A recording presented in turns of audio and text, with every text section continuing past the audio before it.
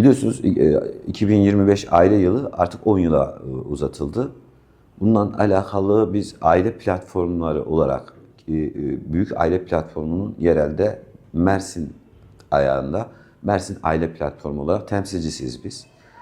Büyük Aile Platformu lokomotiflerini İstanbul Aile Vakfı tarafından 70'in üzerinde bilim kuruluna dahil olan profesör, yetki alanında uzman insanlar tarafından idame ettiriliyor. Biz onu tabana yaymakla mükellef görüyoruz kendimizi. Gerçekten çok büyük hizmetler var. Ve biz bir oyunu gördük ve bu oyunu bozmak için ki karşı taraftaki yapının daha önce biz Epstein dosyasında olduğu gibi ifşa etmeye çalışıyoruz. Bizim iki görevimiz var Mersin Aile Platformu olarak. Birisi ifşa, birisi de ihya. İhya'ya dönük çok güzel insanlarımızı buraya, profesörlerimizi, konuşmacılarımızı, etkinliklerimizi gerçekleştirdik. Artık Mersin'de tanınan, bilinen, sevilen bir yere edindik. Diğer taraftan ifşa ile alakalı da etkinliklerimize devam ediyoruz. Bunlardan bir tanesi de işte Manifest grubunun Palm City'de yapacak olduğu konser. Biz bunu yalnızca bir konser olarak görmüyoruz. Gerçekten bu bir konser meselesi değil. Herhangi bir grup gelse burada konser verse biz buna karşı çıkmayız. Ama Manifest grubunu özellikle Güney Kore'de Blackpink adı verilen ve tecrübe edilmiş. Artık biz bunu biliyoruz. Bunun arkasındaki oyunu görüyoruz. Bugün Güney Kore'de 0.78'e düştü doğurganlık ve her geçen gün had safhada cinsiyetsizleştirme diyoruz biz buna. Cinsiyet iptali operasyonlarıyla Güney Koreliler LGBT'ye eğilim gösteriyorlar ve bunun neticesinde 0.78'e oranına düşen bir doğurganlık oranı artık ortadan kalkıyorlar. Yani nesil ifsad oluyor. Bu projenin Türkiye'ye yansımaları olarak meydana çıkan bu grup Türkiye'de özellikle ergenlik çağına girmiş genç kızlarımıza kötü örnek oluyor. Sadece kötü örnek olmakla kalmıyor. Toplumsal ahlakın, toplumsal çöküşün bir ivme kazanmasını sağlıyor. Bundan alakalı biz birlikte hareket etmek zorundayız. Dün bu organizasyonun yapılacağı Palm City'ye gittik. Palm City'nin yöneticileriyle görüştük. Bize şunu söylediler. Bütün biletlerin kısa bir sürede bittiği bu organizasyonu nasıl kaldırmamızı istiyorsunuz? Siz istemiyorsunuz diye diğerleri de mi istemiyor?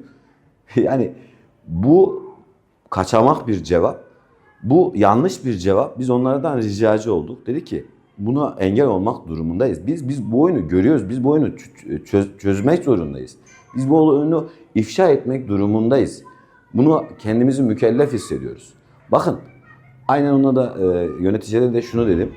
Bir defa bu grubun çalışmalarında teşhircilik ki namlandılar. Biliyorsunuz Türkiye'de bunlara karşı bir yasal süreç oluştu.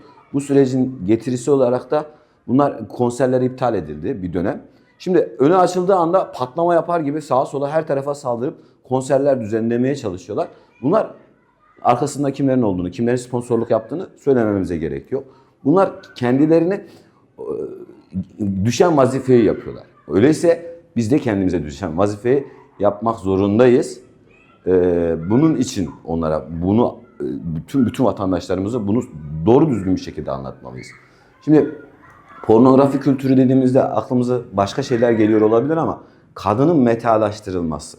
Yani buna inanın kadın dernekleri de karşı çıkıyor.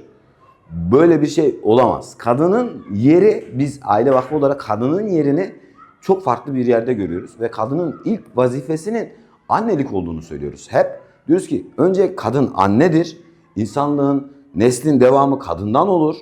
Bütün bunlara karşımıza çıkan, işte kadınlarımızı bir noktaya çekmeye çalışan, bakın çok vahim bir olay. Bu olayı Bu grup üzerinden ya da ne bileyim sanat camiası üzerinden ama genel anlamda bu grup üzerinde şu anda bir etkinlik söz konusu, bir yoğunlaşma söz konusu. Sanat camiası üzerinden halkımıza, tavana yaymaya çalışıyorlar. Anlatmaya çalışıyoruz. Diyoruz ki bakın ne oluyor, bakın yaklaşıyor yaklaşmakta olan, buna karşı birlik olalım, buna karşı güçlü olalım, buna karşı topyekün hareket edelim.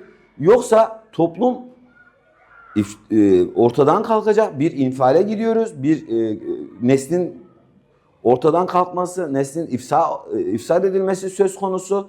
Biz bunu duyurdukça her geçen gün dün 62. STK'yı da bünyemize dahil ederek büyüyoruz ve herkes bizi anlıyor, bizim doğru yolda olduğumuzu söylüyor ve gerçekten de bu yapılanları görüyor ve herkesin de görmek zorunda olduğunu burada bir kez daha belirtmek istiyorum.